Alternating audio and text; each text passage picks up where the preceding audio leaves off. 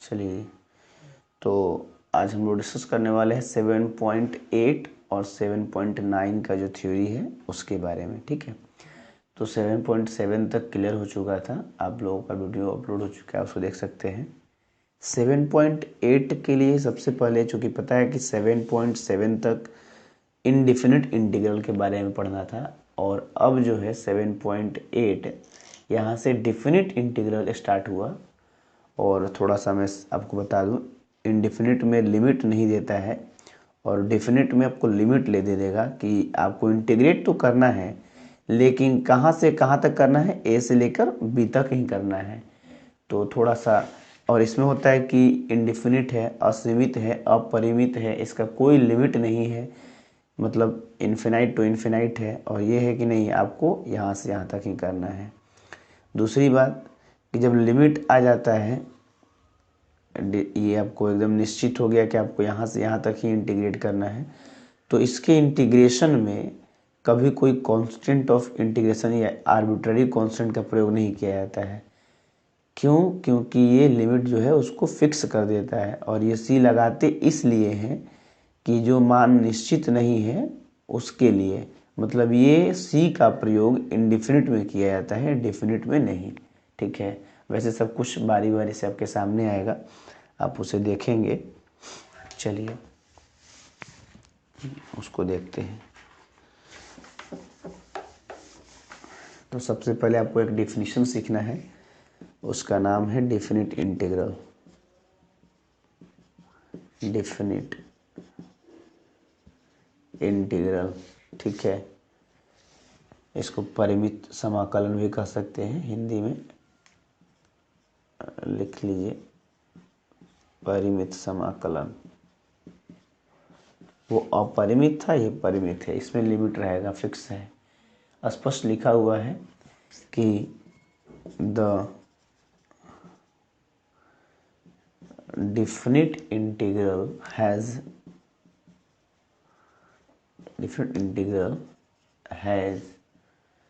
a unique value, उसका एक अद्वितीय मान होता है, क्योंकि इसमें हम लोग लिमिट का मान रख दे करके उसका कैलकुलेशन करते हैं तो एक वैल्यू आता है, वो मान यूनिक होता है, हैज़ अ यूनिक वैल्यू। ठीक है, मतलब डिफिनिट इंटीग्रल का आ जाइए, डिफिनिट इंटीग्रल जो है उसका एक अद्वितीय मान होता है। इसको डिनोट कैसे करते हैं, तो स्पष्ट लिखा हुआ है कि अ डिफिनिट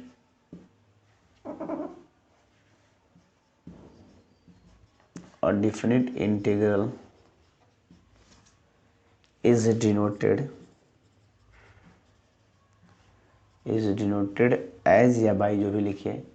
कैसे डिनोट करते हैं उसको, मान लीजिए एफ को इंटीग्रेट करना है तो F x into D x integration का फाइंड करके, और यहाँ लिमिट का वैल्यू लगाते ए टू बी, और इसको बोलते हैं कि integration of f x with respect to x from a to b. ठीक है, और ए क्या है, बी क्या है, तो यही लिख देंगे कि वेयर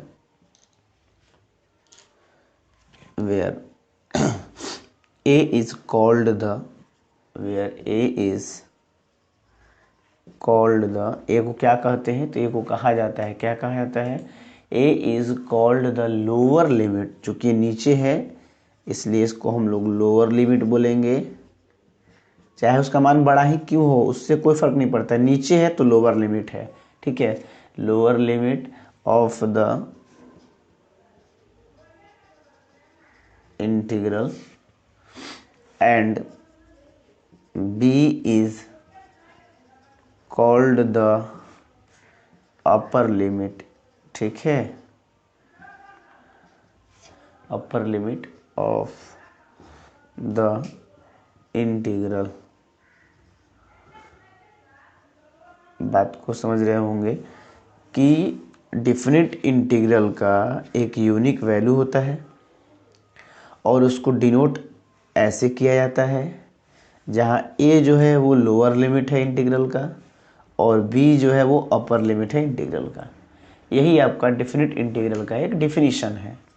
ठीक है, अच्छा जी, इसके बाद आता है नेक्स्ट जो टॉपिक है, उसमें कहता क्या है कि यहाँ 7.8 में जैसे 7.1 आप लोगों ने पढ़ा तो एक मेथड ऑफ इंस्पेक्शन था जिसका जिक्र कहीं और नहीं है। स्टार्टिंग में सिर्फ ये चेक करना चाह रहा था कि आपको डिफरेंशिएशन अच्छी प्रकार से समझ में आया है या नहीं। ठीक उसी प्रकार से 7.8 जो है ये इंटीग्रेशन में एक यूनिक तरीका दिया हुआ है। यहाँ पे ये चेक करना चाहता है कि आपको लिमिट समझ में आया है या नहीं। इसके बाद जैसे 7.1 के बाद 7.2 से जनरल इंटीग्रेशन था, वैसे ही 7.8 के बाद जो भी इंटीग्रेशन वाला चैप्टर आएगा डेफिनेट इंटीग्रेशन से संबंधित, वो जनरल तरीका होगा। लेकिन अभी सिर्फ 7.8 के लिए एक यूनिक तरीका दिया है, हम लोग उसके बारे में अब जानकारी लेंगे। ठीक है, तो चलिए देखते हैं अगला जो टॉपिक है। तो अगला जो टॉपिक है वो है definite integral as a limit of definite integral as a limit of the sum. ठीक है, मतलब जो लिमिट के जोड़ के रूप में कैसे किसी डिफरेंट इंटीग्रल को दिखाया जाता है इसके बारे में है। तो थोड़ा सा इसके बारे में आप समझिए, एक फॉर्मूला है उसको आप दिमाग में रखिए, बस यही है 7.8 के लिए। फिर हम लोग 7.9 के बारे में डिस्कस करेंगे अभी ही, और फिर कल दोनों एक्सरसाइज देख लेंगे हम लोग, फिर 7.10 7.11। ठीक है, चलिए तो कहता क्या है इसमें कि लेट, मान के चलिए let f be a continuous function, let f be a continuous, let f be a continuous function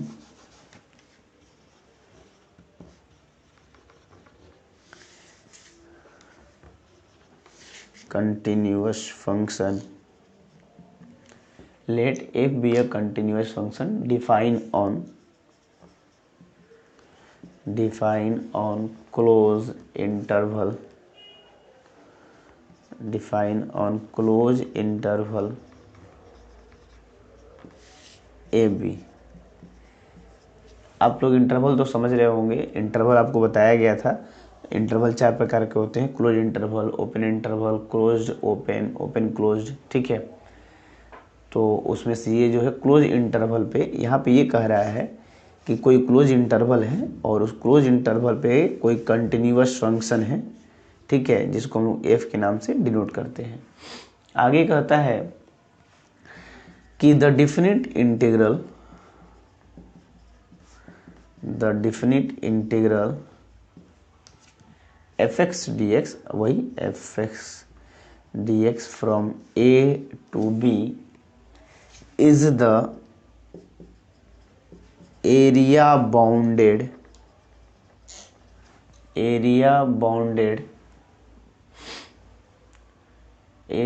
by the curve,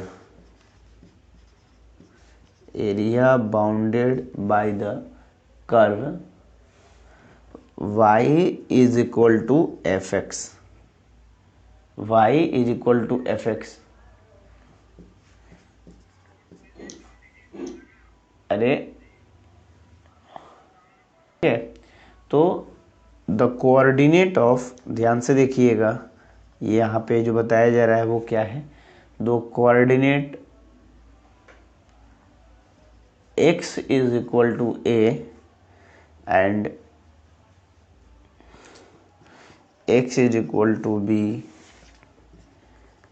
and the x axis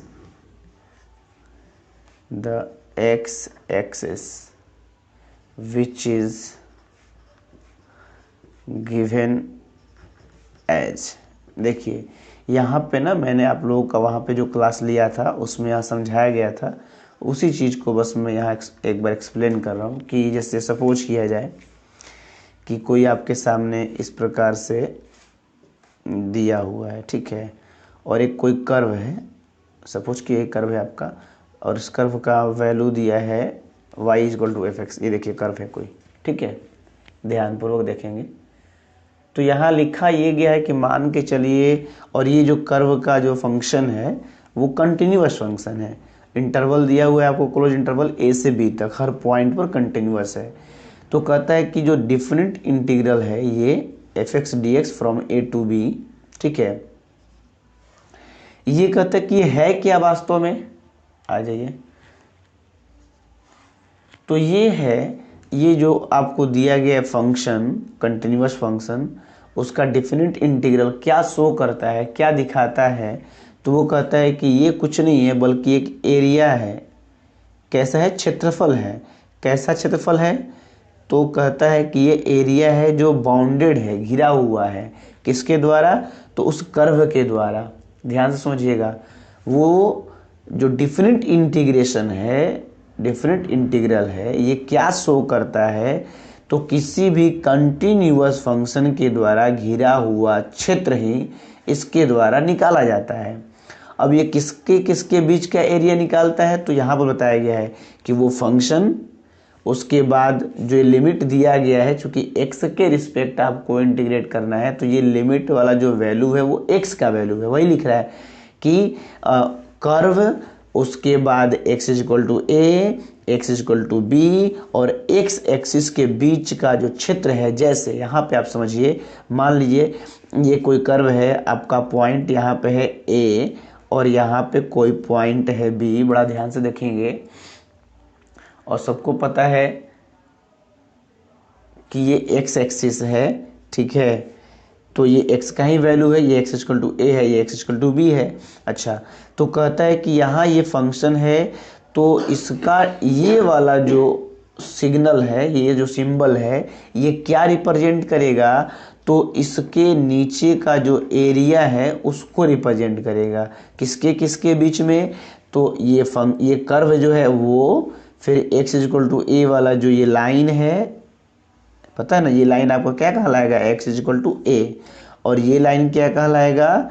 x equal to b. आप यहाँ इतना खींचे ना खींचे एक ही बात है, आप यहाँ तक भी छोड़ सकते हैं, ठीक है। तो ये कर्व, ये दोनों जो x इक्वल टू ए और x इक्वल टू बी जो कोऑर्डिनेट्स है वो, और x एक्सिस, इसके बीच का जो एरिया है यही रिप्रेजेंट किया जाता है। देखिए बीच में फ़ोन कर देता है सब। हाँ, तो याद रखेंगे, अगर कहीं भी सिंबल दिखे, इसका मतलब ये है कि ये फंक्शन वाला जो कर्व है वो, फिर ये जो दो लिमिट दिया गया है वो दोनों यहाँ देख लीजिएगा। अगर x है तो ये दोनों x का वैल्यू होगा, अगर y है तो दोनों y का वैल्यू होगा। तो इन दोनों वैल्यू को, अगर x है तो x एक्सिस पे, y है तो y एक्सिस पर ले लीजिएगा। तो उन दोनों के मतलब इसको इंटीग्रेट करेंगे तो इसके नीचे का पूरा एरिया निकल जाएगा। लेकिन लिमिट दे देता है तो आपको बांध दिया जाता है कि आपको सिर्फ यहाँ से यहाँ तक ही आपको इंटीग्रेट करना है। तो ये दोनों लाइन, ये कर्व और ये एक्सिस स्पष्ट लिखा हुआ है, इसके बीच का जो एरिया है वही जो है कि नहीं डिफरेंट इंटीग्रल के द्वारा ज्ञात किया जाता है। लेकिन ज्ञात करने का जो तरीका है वो है यहाँ पर लिमिट ऑफ द सम। तो यहाँ लिखा गया है कि इसको दिखाएंगे कैसे, जरा देख लीजिए। वो एक फॉर्मूला दिया है, उस फॉर्मूला को आपको याद रखना है। चलिए, और देखिए वो फॉर्मूला आया कैसे है वो भी मैं थोड़ा डिस्कस कर दूंगा। पहले फॉर्मूला जरा आपको मैं बता दूं। वो फॉर्मूला है विच इज गिवन एज ऐसे, एफ एक्स डी एक्स, ठीक है, from a to b is equal to, ऐसे आपको लिखना है कि लिमिट h टेंड्स टू 0, ठीक है, लिमिट h टेंड्स टू 0, फिर यहाँ पर लिखेंगे h, और उसके बाद ब्रैकेट में आपको लिखना है एफ ए, फिर एफ ए प्लस एच, फिर प्लस, ऐसे ही एक एक बढ़ाते जाना है। जैसे यहाँ पर 0h था, यहाँ 1h हुआ, यहाँ पे होगा a प्लस 2h, ऐसे ही ये तब तक रहेगा, कहाँ तक? 2h plus dot dot dot dot dot dot dot, आपको जाना है लास्ट कहाँ तक? तो जैसे a हुआ, a प्लस डी हुआ, a प्लस 2d हुआ, आपने APGP पढ़ा है ना, बस वैसे ही। तो इसका nवां पद क्या होता है, इसका nवां पद होता है a plus n minus 1 into D. तो बस वहाँ यही लिखना है, a plus n minus 1 into D नहीं लिख करके यहाँ h लिखा जाता है, ठीक है। तो h और ये ब्रैकेट उसके बाद हो जाएगा बंद, पहली बात। दूसरा चीज इसी में लिखा हुआ है कि ये h का मान कहाँ से आएगा, ठीक है। तो ये h का मान निकालने का भी एक फॉर्मूला आपको दिया गया है, ठीक है।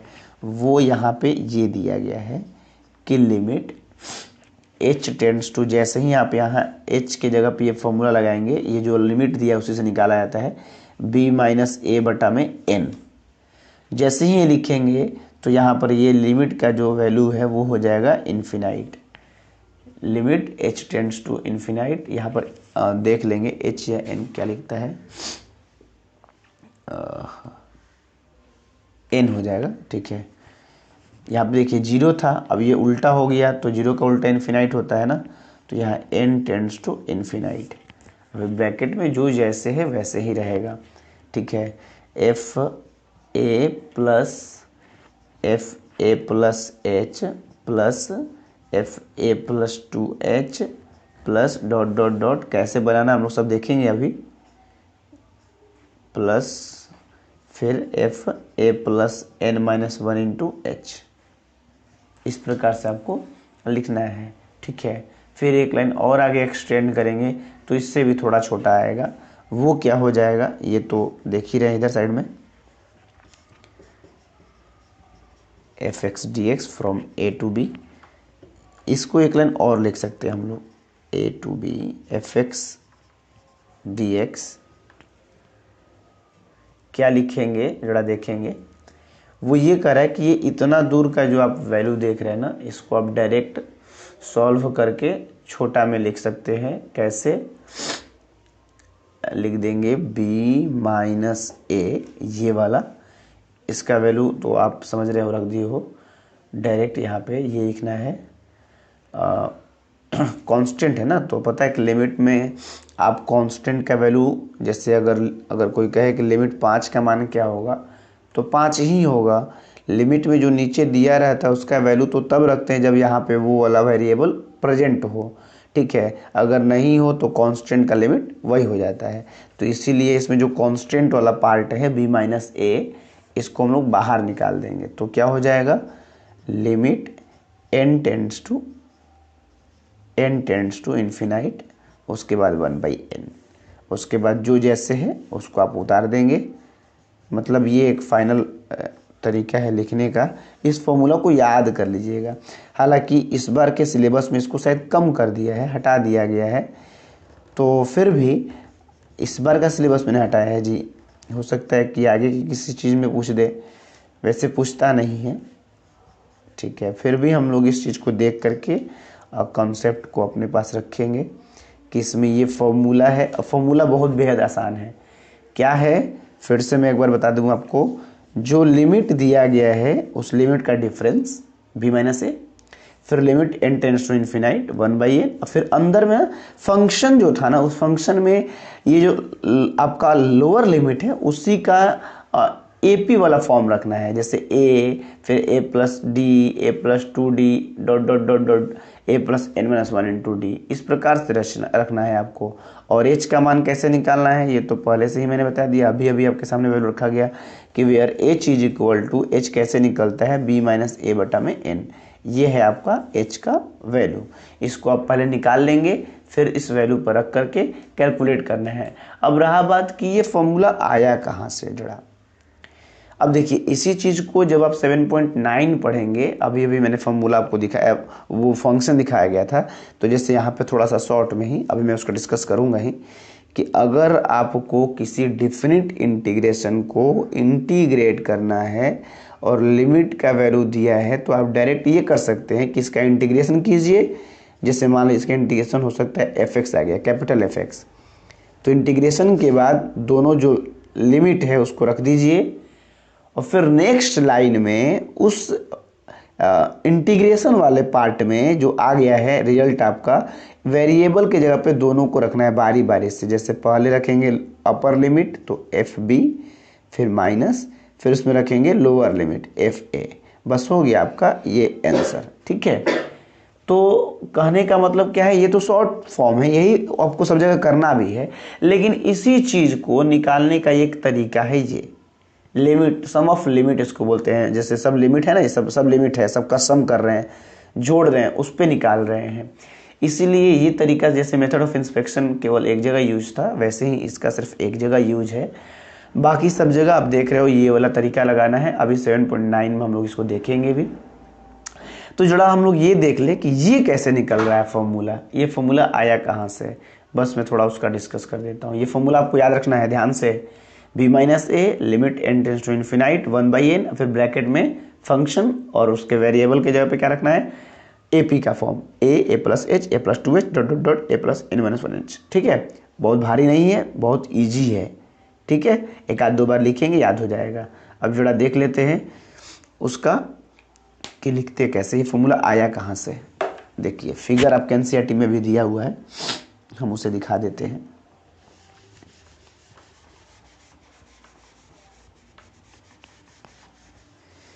तो डिफिनिट इंटीग्रेशन से हम लोग एरिया फाइंड करते हैं किसके बीच में, तो उस फंक्शन, उसके बाद दोनों जो लिमिट है वो, और एक्स एक्सिस। ठीक है, उसके बीच का जो एरिया बाउंड होता है, जो घिरा हुआ होता है, उसी का क्षेत्रफल हम निकालते हैं। वैसे आप लोगों को तो वहाँ क्लास में बताए ही थे, निकाल के भी दिखाया गया था एक आध क्वेश्चन 8.1 का। चलिए जरा फिगर देख लिया जाए एक बार। फिगर आपको दिया हुआ है एनसीईआरटी के मुताबिक। देखिए वो बना दिया इस प्रकार से कि यहाँ कोई x है, यहाँ x डैश है, y है और y डैश है। ठीक है, और कहता है कि मान के चले कोई कंटिन्यूअस फंक्शन इस प्रकार से, और उस कंटिन्यूअस फंक्शन पे बहुत सारे पॉइंट्स हैं। ठीक है, तो बहुत सारे पॉइंट्स हैं, मान के चलिए जैसे सपोज किया जाए यहाँ पे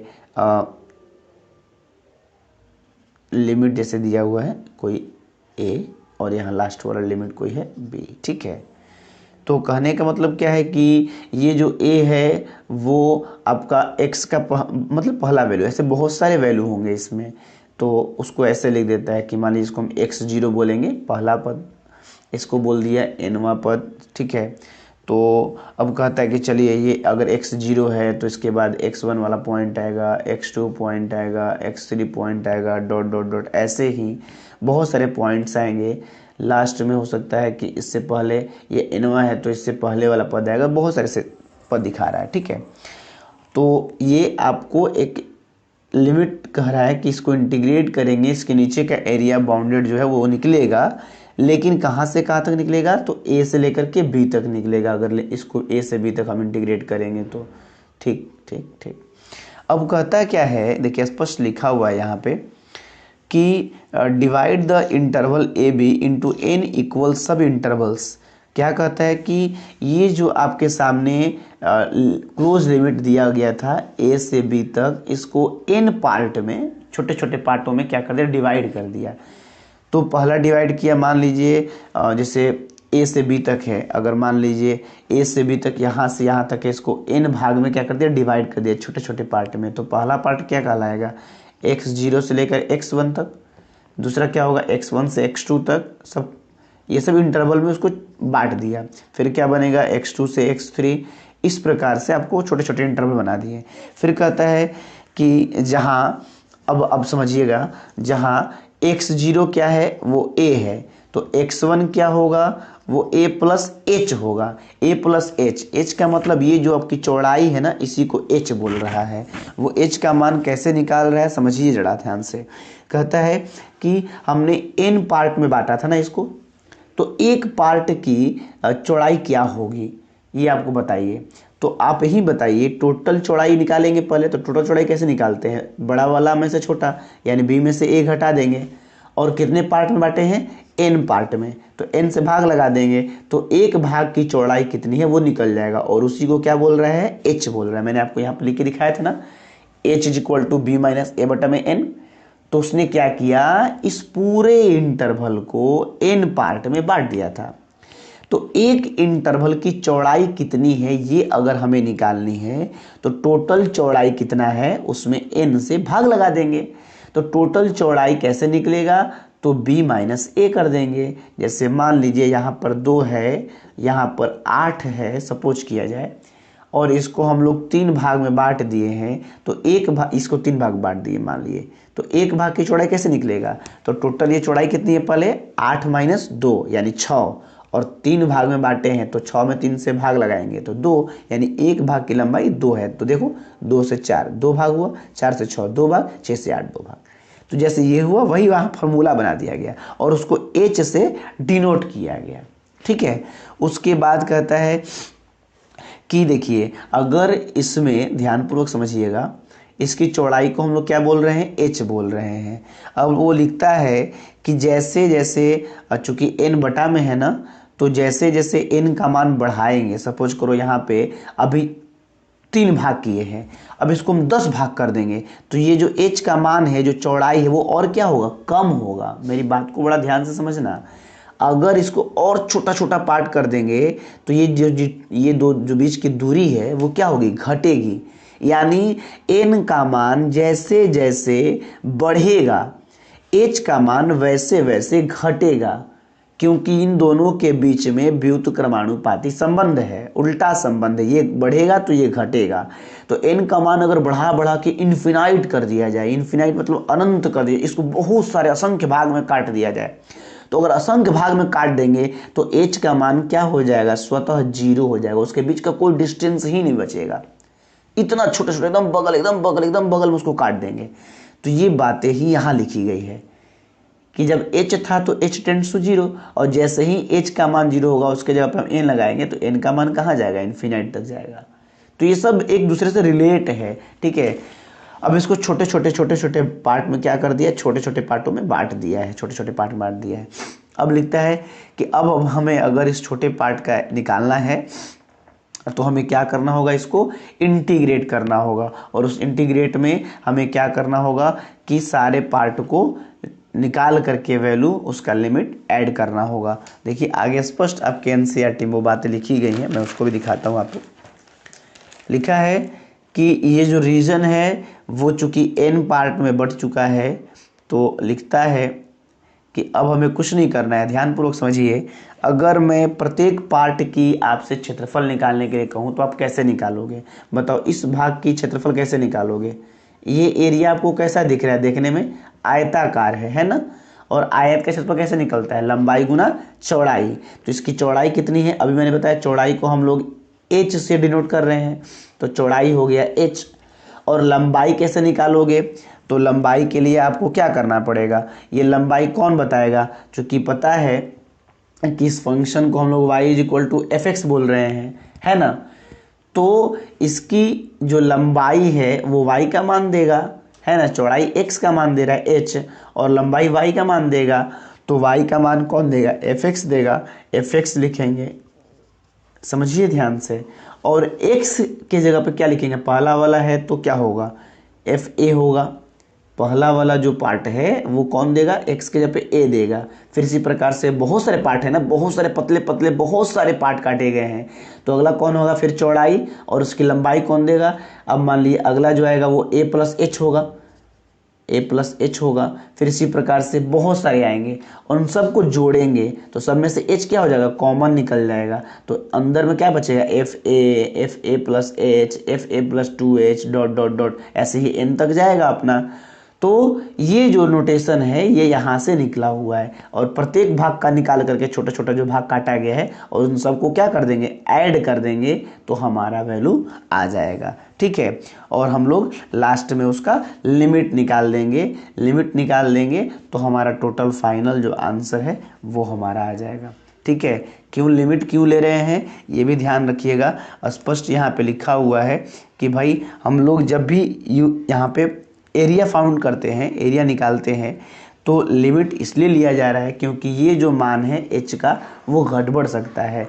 h का मान जैसे जैसे हम लोग इसको छोटे छोटे भाग में और काटेंगे, इसको डिवाइड करेंगे, जैसे जैसे एच का मान एन का मान बढ़ेगा एच का मान कम होता जाएगा, तो हम लोग लिमिट का यूज कर देंगे। ठीक है, कि जैसे जैसे एच का मान अपना रहेगा तो एच का मान 0 होगा। अगर एच का मान 0 होगा तो इसका मतलब बहुत सारे पार्ट में इसको काटा गया है, जिसके कारण उसके बीच का जो डिस्टेंस है वो नेग्लिजिबल हो गया है, वो 0 हो गया है। ठीक है, तो इसलिए हम लोग इस वैल्यू का लिमिट निकाल रहे हैं। थोड़ा रोक दीजिएगा, समझे कि भाई ये कुछ है नहीं, आपको पहले बता दिया गया डेफिनेट इंटीग्रल में आ जाइए सीओ कि डेफिनेट इंटीग्रल में किसी भी कर्व के नीचे का जो एरिया बाउंडेड होता है उसी को निकालते हैं। किसके द्वारा बाउंड होता है, तो उस फंक्शन, उसका दोनों लिमिट और उसका एक्स एक्सिस, इसके द्वारा जो घिरा हुआ क्षेत्र है उसको निकालते हैं। हमने उस क्षेत्र को क्षेत्रफल निकालने के लिए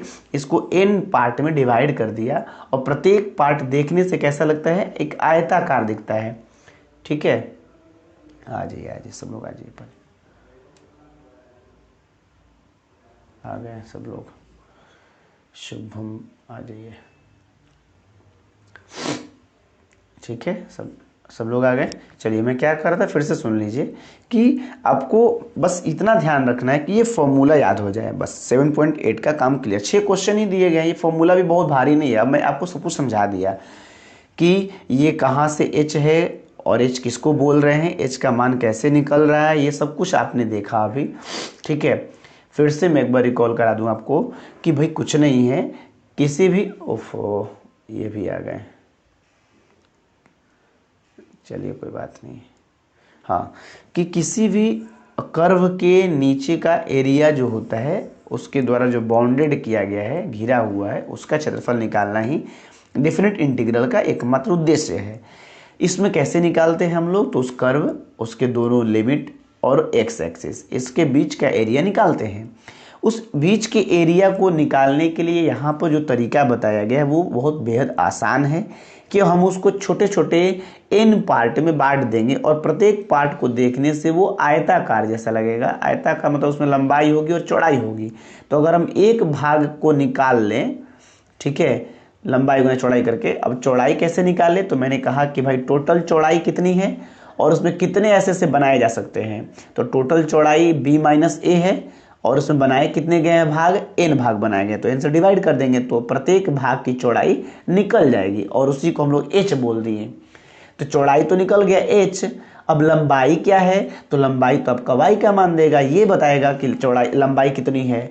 तो y कैसे निकलेगा, y equal to f x है। अब उस x में उस x का जो वैल्यू है उसको पुट करेंगे। तो पहला वाले के लिए क्या था, a था, तो एफ ए हुआ। दूसरा वाला के लिए क्या होगा, x1 होगा। तो x1 का वैल्यू क्या है, a में h जोड़ेंगे तभी तो x1 आएगा, फिर उसमें h जोड़ेंगे तब ना x2 आएगा। आपने तो एपीजी भी पढ़ाई है। तो पहला पद हो गया a, आगे जैसे जैसे बढ़ेंगे h, उसकी चौड़ाई जो है वो उसमें ऐड होते जाएगा। तो a हुआ, a प्लस h हुआ, ऐसे ही a प्लस 2h होगा, a प्लस 3h होगा, डॉट डॉट डॉट, लास्ट वाला क्या होगा, f a plus n minus 1 into h होगा। तो ये सारे लंबाई भी निकल गए, तो लंबाई गुना चौड़ाई करेंगे तो एरिया निकल जाएगा आयत का। और ऐसे ऐसे इसमें अनेकों आयत बने हुए हैं, कितने टोटल, तो टोटल बने हुए n। तो एक का क्या करेंगे, सबको निकाल करके सबको ऐड करेंगे। जब ऐड करेंगे ना, सब में h कॉमन था, तो उस h को हम लोग बाहर ले लेंगे और उस h का लिमिट निकाल देंगे। लिमिट इसलिए क्योंकि h का मान ज़्यादा या कम हो सकता है। तो h का मान, फिर नेक्स्ट लाइन में h के, जब h का जो वैल्यू था b minus a by n, उसको रख दिए। फिर नेक्स्ट लाइन में उस कांस्टेंट वाले पार्ट को बाहर कर दिए, बाकी कुछ नहीं किया गया है।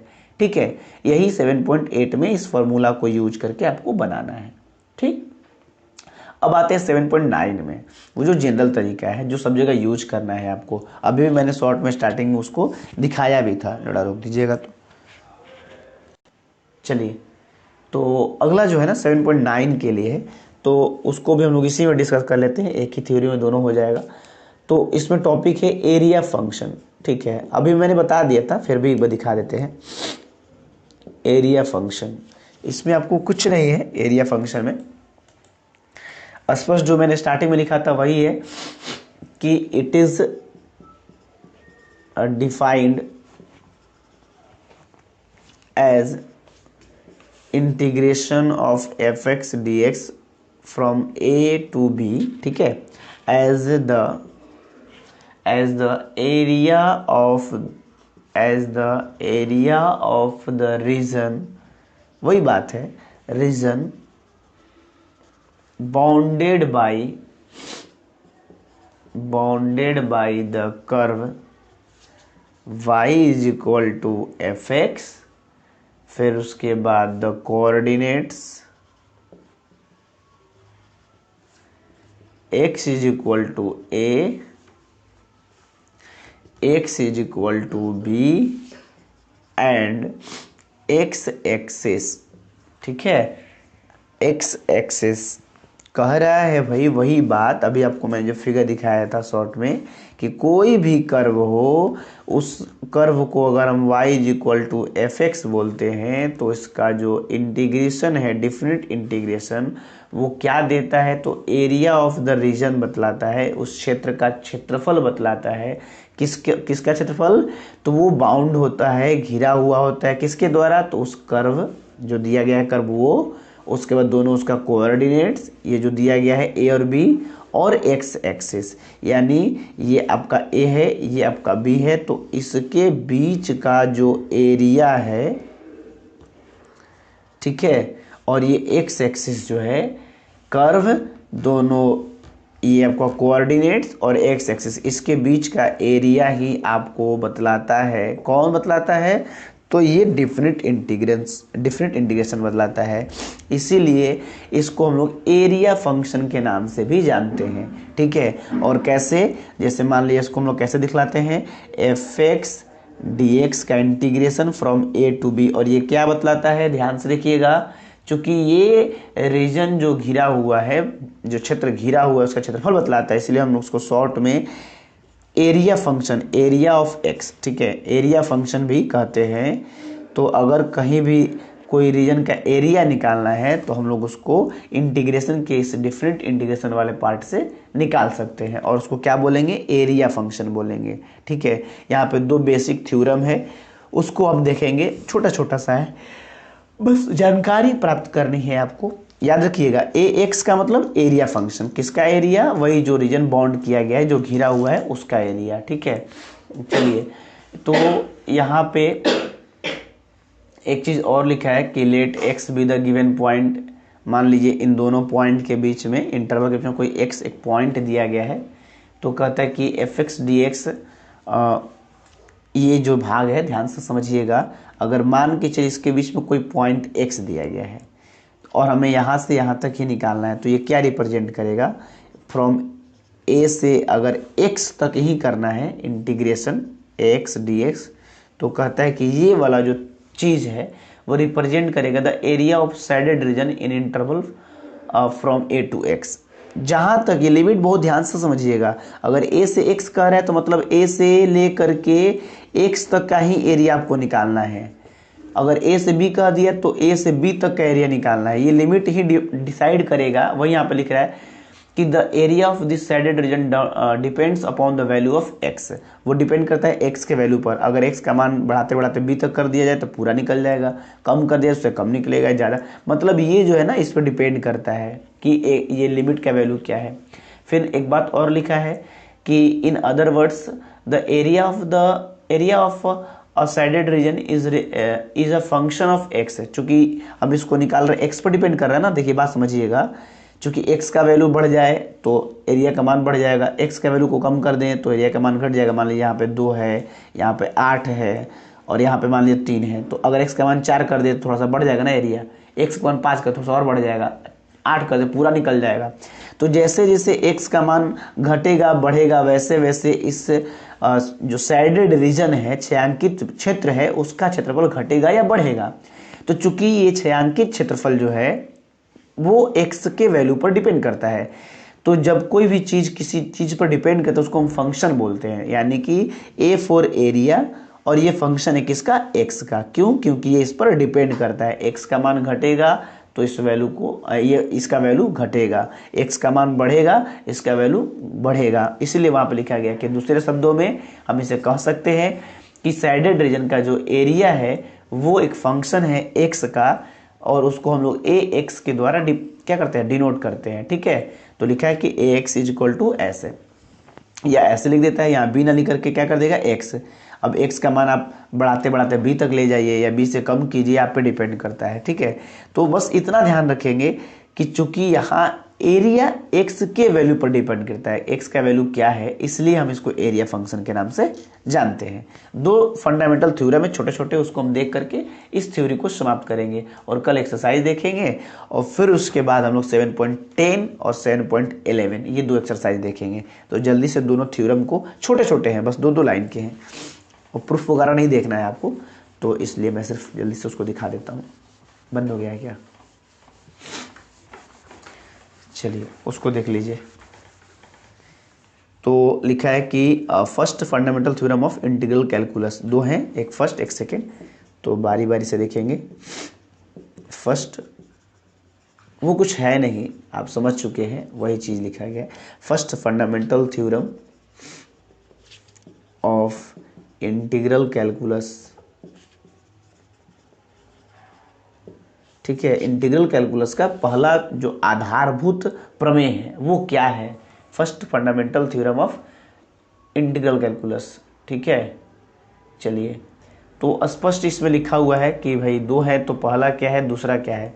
ये पहला है, पहला आपको इसी को शॉर्ट में फर्स्ट एफ आई भी लिखता है, first f t first fundamental theorem लिखता है ना, कि let f be a continuous function, let f be a continuous function on the closed interval ab, ठीक, and let ax be the area function, then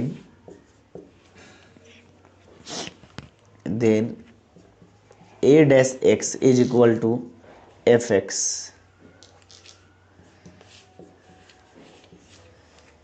a dash x is equal to fx for all x belongs to ab, close interval ab। ठीक है, अच्छा, और दूसरा क्या है उसको भी देख लीजिए, एक ही बार में दोनों को समझा देंगे। Second fundamental theorem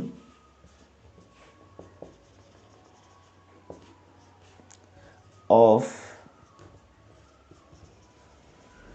integral calculus. ठीक है, इसमें स्पष्ट लिखा हुआ है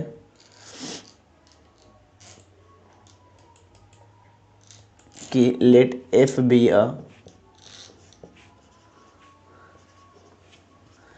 continuous function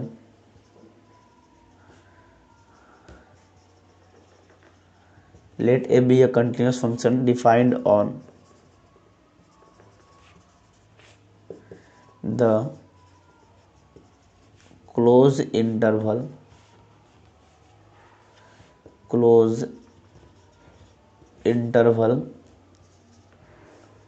ab and f be an antiderivative, वही जो जिसको इंटीग्रेशन बोलते हैं, antiderivative of f, then f x d x from a to b is equal to f x from a to b. फिर उसके बाद हम क्या करेंगे कि लिमिट का वैल्यू पुट करेंगे, पहले इंटीग्रेशन या उसका इंटीग्रेशन एंटी डेरिवेटिव आया, ये हो जाएगा f b minus f b minus f a. देखिए यही दो फंडामेंटल थ्योरम्स आपको बताए गए हैं, जरा ध्यान से इस चीज़ को देखेंगे क्या कह रहा है। चलिए समझ लीजिए, फर्स्ट फंडामेंटल थ्योरम में आपको ये बताया गया कि वो एरिया देता है। देखिए स्पष्ट लिखा हुआ है कि कोई अगर फंक्शन है कंटिन्यूअस फंक्शन और किस पर कंटिन्यूअस है, तो आपको बताएगा कि इस इंटरवल पर वो कंटिन्यूअस है। और ए एक्स अगर एरिया फंक्शन है, ठीक है, तो कहता है कि अगर कोई कंटिन्यूअस फंक्शन है, ए एक्स कोई एरिया फंक्शन है, तो उस स्थिति में हम लोग ए एक्स को एफ एक्स बोल सकते हैं। ए एक्स को एफ एक्स बोलने का मतलब ये हुआ कि वो जो फंक्शन दिया गया है, ठीक है, वो क्या बतलाएगा, एरिया का ही वैल्यू बतलाएगा, ठीक है। दूसरा क्या कहता है, और वो एडेक्स एक्स दिया गया है, वो पतला पतला जो हम लोग अभी किए थे ना यहाँ पर फंक्शन के लिए छोटे छोटे पार्ट लिए थे, उस छोटे पार्ट को ही एडेक्स एक्स लिख रहा है, ठीक है। दूसरा चीज कह रहा है, इसको समझ लीजिए, एक चीज और आपको दिखा देते हैं। जैसे देखिए हम लोगों ने अभी अभी एक चीज देखा था कि इस प्रकार से हमारा कोई था फिगर कोई फंक्शन का, ठीक है। तो इसमें हम लिए थे, मान लीजिए पतला वाला part x zero equal to a. अगर एकदम वो वैल्यू जो सेकेंड वाला पार्ट था वो एकदम इसमें सटा हुआ है मान लीजिए, तो वो क्या होगा, एकदम सटा हुआ होगा तो पतला सा होगा। तो वो पतला सा होगा तो उसमें एच का मान एकदम, मतलब एकदम मान चलिए इकाई है, यूनिट है। तो उस स्थिति में जैसे अभी मैंने बताया कि लंबाई गुना चौड़ाई होगा, ठीक है। तो लंबाई गुना चौड़ाई और चौड़ाई एकदम यूनिट हो जाए, वन हो जाए, तो उस स्थिति में उसका एरिया क्या होगा, एरिया क्या होगा, एरिया क्या होगा, तो 1 इंटू एफ एक्स हो जाएगा। यानी कि 1 से एफ एक्स में करेंगे तो एफ एक्स ही ना होगा जी। इसलिए वो जो ए डैश एक्स है, मतलब छोटा वाला पार्ट, उसको हम क्या बोलेंगे कि भैया उस स्थिति में ए डैश एक्स जो है वो एफ एक्स के ही बराबर हो जाता है। वही चीज़ यहाँ पर लिखा गया है कि फर्स्ट फंडामेंटल थ्योरम में स्पष्ट लिखा हुआ है कि अगर कोई फंक्शन है कंटिन्यूअस है ए डॉट बी पर, तो उस स्थिति में ए डैश एक्स जो है वो पतला सैडेड रीजन का जो एरिया है वो एफ एक्स के ही बराबर होता है, ठीक है, और एक्स के सब मान के लिए। दूसरा क्या कहता है, दूसरा आपको मैंने बता दिया कि वहां जो लिमिट ऑफ सम के द्वारा किसी का इंटीग्रेशन निकालते थे, डिफरेंट इंटीग्रेशन, यहाँ पे आपको जनरल तरीका बताया गया कि अगर कोई फंक्शन है कंटिन्यूअस और वो कंटिन्यूअस है क्लोज इंटरवल पे, तो और उसका एंटी डेरिवेटिव अगर कैपिटल एफ है, ठीक है, ध्यान से कैपिटल एफ है, मान चलिए फंक्शन है, उसका इंटीग्रेशन ये है, एफ एक्स का इंटीग्रेशन कैपिटल एफ एक्स है, तो उसको कैसे दिखाएंगे, तो कहता है कि देखिए आपको सबसे पहले ये दिया रहेगा, आपको इसको इंटीग्रेट करना है। मान लीजिए इसका इंटीग्रेशन आ गया कैपिटल एफ एक्स, फिर उसमें जो आपका लिमिट का वैल्यू है उसको पुट करना है। कैसे पुट करेंगे, पहले वेरिएबल का ये दोनों मान है ना, तो पहले वेरिएबल के जगह पे जो अपर लिमिट है उसको रखेंगे, फिर उसका मान जो भी आए, फिर उसमें माइनस का साइन लगा करके जो लोअर लिमिट है उस वैल्यू को पुट करेंगे, और फिर जो भी आएगा दोनों का मान उसको आपस में घटा करके कैलकुलेट कर लेंगे। तो इस प्रकार से हम किसी का भी एरिया निकाल सकते हैं। एक तो वो तरीका था सम ऑफ लिमिट के द्वारा, तो वो थोड़ा भारी था, मतलब थोड़ा लेंदी होगा, और ये तो बहुत आसान है क्योंकि आपने इंटीग्रेशन करना सीख चुके हैं। आप इंटीग्रेशन करना अगर सीख चुके हैं तो बस लिमिट का ये जो अपर लिमिट लोअर लिमिट का मान दे उसको रख के केवल घटाना आपको है, बस सारा फॉर्मूला सारा तरीका वही रहेगा, सिर्फ ये एक नया चीज़ आपको पढ़ना है, ठीक है। मैंने आपको वहाँ पर भी बताया था। चलिए, तो यही है आपका आज का क्लास, और अब जो है कि नहीं हम लोग नेक्स्ट क्लास में इन दोनों के बीच का जो एक्सरसाइज है 7.8 और 7.9 हम लोग उसको देखेंगे, ठीक है। चलिए मिलते हैं नेक्स्ट वीडियोज़ में कल अपने टाइम पे।